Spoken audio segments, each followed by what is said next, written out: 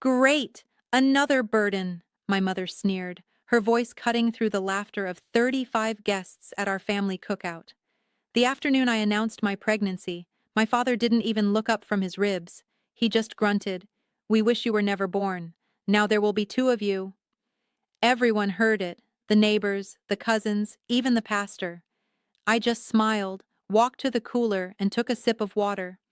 They had no idea that hours earlier I'd already set a plan in motion to dismantle every lie they built with my savings and my silence. Before I reveal how I stopped being my family's invisible ATM, please like and subscribe to join our community. Also, drop a comment below. I'd love to know where in the world you're tuning in from right now. I'm Carly, a 29-year-old nurse from Ohio, and this is the day I finally stopped paying the bills for people who wished I didn't exist. 3 years ago, my father, George Miller, walked through our front door in suburban Ohio at 2 p.m. on a Tuesday. He wasn't supposed to be home. He was carrying a cardboard box, a coffee mug, a framed safety certificate, and 31 years of hard labor reduced to a few scraps of paper. The plant on Route 9 had shut down. No degree, no severance, just a 58-year-old man with nothing but his pride and a mortgage. My mother, Martha, called me that night. She didn't call my sister, Allison. She called me. "Carly, your father is spiraling," she whispered into the phone, her voice thick with performative tragedy. "He won't file for unemployment. He says it's humiliating for a man of his standing. The electric bill is past due. The water is next. What are we going to do?" I sat at my kitchen table with my husband, Justin. He had just come off a grueling 12-hour shift as an electrician. His hands were calloused, his shirt stained with drywall dust. He looked at me, saw the worry in my eyes, and sighed. "Justin is a builder. He fixes things." "We can help, Carly," he said quietly. "But let's set a number and a timeline. We have our own future to think about." We agreed on $800 a month for 1 year. It was a stretch for us, but they were my parents. I called my mother back with the news. My father got on the extension, his voice tight with that suffocating brand of Midwestern pride. "Don't tell anyone," George snapped. "I don't want the family knowing I'm taking handouts from my daughter." I promised I wouldn't. That was my first mistake. A month later, I was at a family dinner when my Karen, my mother's older sister, leaned in and mentioned how relieved the whole family was that George's disability settlement had come through. "It's a miracle he got approved so fast," Karen said, patting my hand. "Now you kids don't have to worry about them." I felt the blood drain from my face. Disability settlement?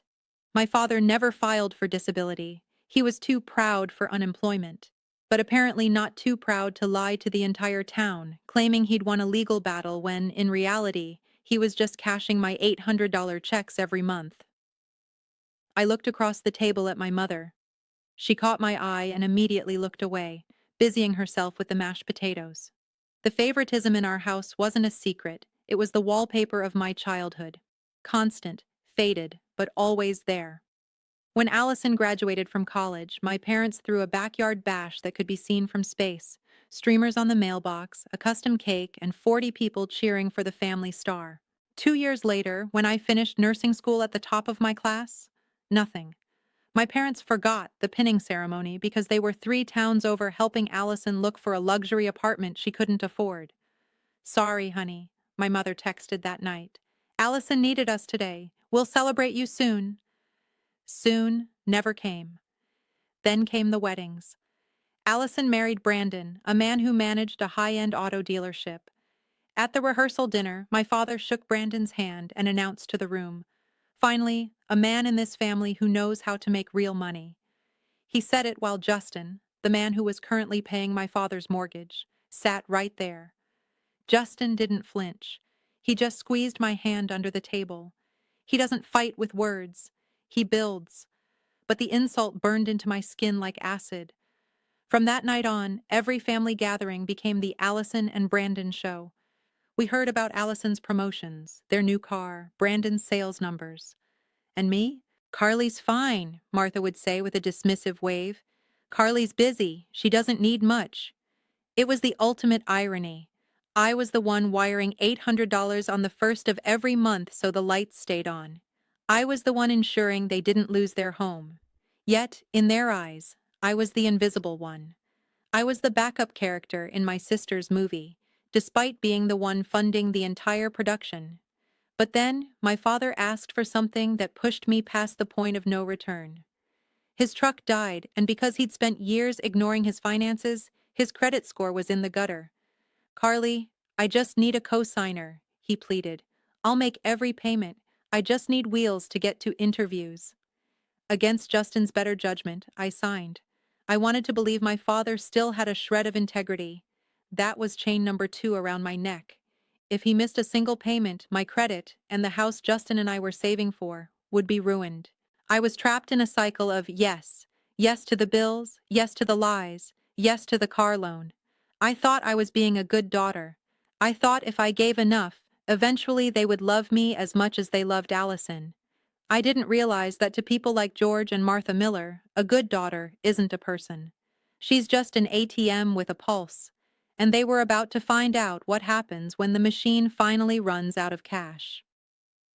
The betrayal didn't arrive with a shout. It arrived in a plain white envelope forwarded to my old apartment. My friend Sarah, who still lives there, called me at the clinic between patients. "Carly, you've got something from First National. It looks official." I picked it up after my shift, sitting in my car as the Ohio sun began to dip below the horizon. I tore it open, expecting a mundane privacy notice. Instead, I stared at 3 words that made the world go quiet. Account closure notice. The account ending in 44701, my childhood savings. My grandmother, Margaret, had opened that account for me when I was 6 years old. Every birthday check she ever wrote me went in there. Every dollar I earned bagging groceries in high school, every bit of graduation money. It was all there. By the time I turned 18, there was over $14,000. I never touched it. To me, that wasn't just money. It was my safety net. It was the just-in-case fund for the family Justin and I wanted to start. I called the bank the next morning, my heart hammering against my ribs. The agent's voice was flat, professional, and devastating. "The account was closed 7 months ago, Mrs. Grant. A total withdrawal of $14,216 was made by the joint account holder, George Miller." 7 months ago. I did the math twice. 7 months ago was exactly 4 weeks before my sister Allison and her husband Brandon closed on their dream home. The one they bragged about saving for, all on their own. Technically, it wasn't a crime. My father's name was still on the account from when I was a minor. He didn't rob a bank. He just robbed his daughter's future to polish his favorite child's present. I called my mother that evening, keeping my voice as clinical as a lab report. "Mom, my savings account, the one Dad and I shared. Someone withdrew $14,000 and closed it." There was a pause. 1 second. 2. Then Martha's voice shifted, not to an apology, but to a weapon. "What account? That thing was closed years ago, Carly. You're imagining things." "I have the letter, Mom. It closed 7 months ago. The full amount is gone." "Oh, for heaven's sake!" she snapped, her voice rising in that sharp defensive tone she uses when she's cornered. "Are you really calling to interrogate your own parents after everything we've done for you? We raised you, Carly. We fed you for 18 years. Do you have any idea what that cost? And you're crying over a few $1,000s? It was 14,000, Mom, and it was my money." "It was family money," she countered, "and frankly, your sister needed it more. Allison and Brandon are building a legacy. You and Justin, you're just getting by. You don't even have a house yet. Why let that money sit in a vault when it could actually do some good?" Then she said the words that changed everything. "Besides, everyone knows you've been struggling lately.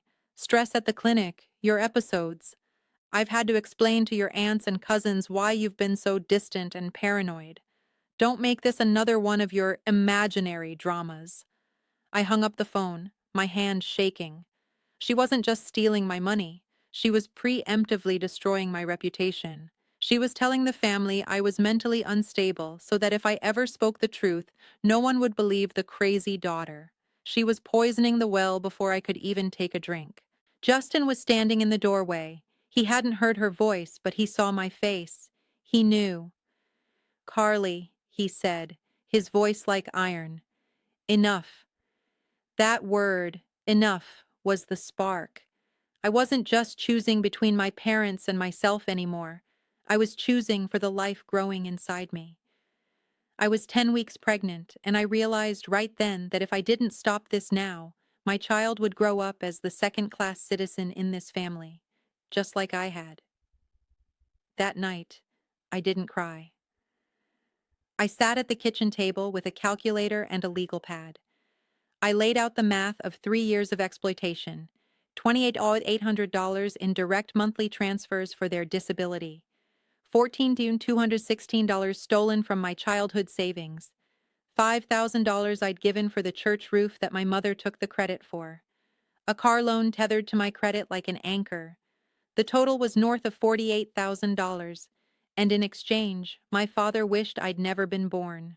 The next day, I didn't call a therapist. I called the credit union. I called Aunt Karen, and I called Reverend Paul Thompson. My mother had invited the entire town to a cookout to celebrate Allison's house, a house built on my stolen sweat and tears. She wanted a performance? Fine. I was going to give her a show she would never forget. I wasn't just bringing potato salad to that party. I was bringing the truth, printed on bank-certified stationery. I realized then that sometimes being a good daughter means letting the fire burn so you can finally see what's left in the ashes. The day of the cookout was one of those perfect October Saturdays. The air was crisp, the leaves were turning gold, and the smell of hickory smoke from my father's grill filled the backyard. To any passerby, we looked like the quintessential American family. 35 people were gathered. D. Karen, Chew Steve, the neighbors, and even Mook Sue Paul Thompson. My mother, Martha, was in her element. She flitted between tables, smoothing the "Congratulations, Allison and Brandon" banner that hung between the oak trees. My sister Allison stood near the cooler, her diamond ring catching the light every time she gestured toward her new home. "Carly, you're late," Martha chirped as I walked in. "The potato salad needs to go out, and the cooler needs ice.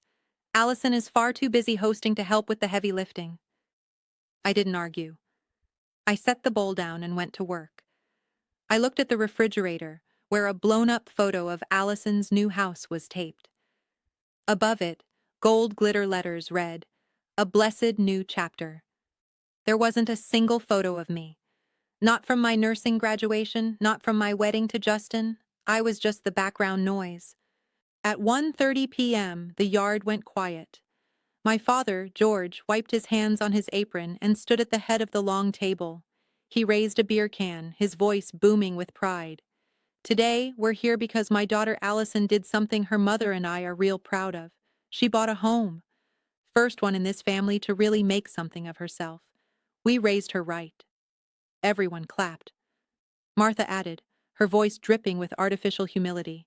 "The Miller family was also blessed to be able to donate $5,000 to the church roof fund this year. It's been a season of giving for us." I stood by the cooler, Justin's hand steady on my back. I felt the weight of the white envelope in my purse. This was the moment. "I have something to share too," I said. My voice wasn't loud, but it carried. The yard didn't go silent immediately, so I stepped forward. "Justin and I are expecting a baby. I'm 10 weeks along." For 2 seconds, a few cousins started to cheer. But then Martha spoke, her voice cutting through the joy like a blade. "Great. Another burden. Your sister is celebrating a house, Carly. This is her day. Must you always try to steal the spotlight with more responsibilities we'll have to help you carry?" George didn't even turn away from the grill. "I wish you were never born," he muttered loud enough for the nearest 3 tables to hear. "And now there'll be 2 of you." The silence that followed was deafening. I saw Chew Steve's jaw drop. Mrs. White from next door gasped, her hand flying to her mouth. This was the opening I needed. "You don't have to worry about the burden, Dad," I said, my voice calm, clinical, and terrifyingly clear, "because I've already removed myself from the equation." I walked to the table and pulled out the first document. "For 3 years, I've wired $800 a month to your account because you told the family you were on disability. That's $28,800 of my husband's hard-earned money. I canceled the transfer this morning." Martha's face went pale. "Carly, Stop this drama. I'm not done, Mom. I turned to Muksupal. Pastor, I'm sorry to correct the record here, but that $5,000 roof donation? It didn't come from the Miller family. It came from my personal savings. I have the bank receipt right here. The pastor looked at the paper, then at Martha. His expression shifted from confusion to a deep, disappointed realization. Then I turned to Allison. I handed her the white envelope. And Allison, congratulations on the house. I'm sure it's lovely. But you should know that your $14,000 down payment wasn't Dad's savings. It was the account Grandma Margaret opened for me when I was 6. Dad emptied it 7 months ago without telling me. Allison's eyes went wide as she scanned the account closure notice. She looked at George, then at Martha. The golden child facade was shattering in real time. Brandon, her husband, stepped forward, his face reddening with shame. George, you told us that was your settlement money. You told us that she was struggling mentally and we shouldn't talk to her about finances. I was protecting the family, George roared, but his voice lacked conviction. He looked like a small man standing in the smoke of his own lies. No, I said, stepping closer. You were protecting a lie. And Mom, you told everyone I was depressed and huang tuang so they wouldn't believe me when I finally spoke up. Well, here are the receipts. 35 people are looking at them right now. The shift in the backyard was visceral. This wasn't just a family spat. It was a public exposure of a 3-year con. Chu Steve stood up and walked away from the table. Dee Karen stayed, her eyes fixed on her sister with a look of pure ice. Martha, Karen said quietly, you told me George was sick. You took money from this girl while she was working double shifts at the clinic? You're lucky she's only handing you an envelope and not a summons. I paid off the car loan too, Dad, I added. My name is off the title. Since you're so proud, you can handle the payments on your own from now on. And as for Grandma's land on Maple Street, my lawyer filed the probate papers yesterday. You won't be borrowing against it. George looked like he'd been struck. He knew his credit score couldn't buy a toaster, let alone keep that truck.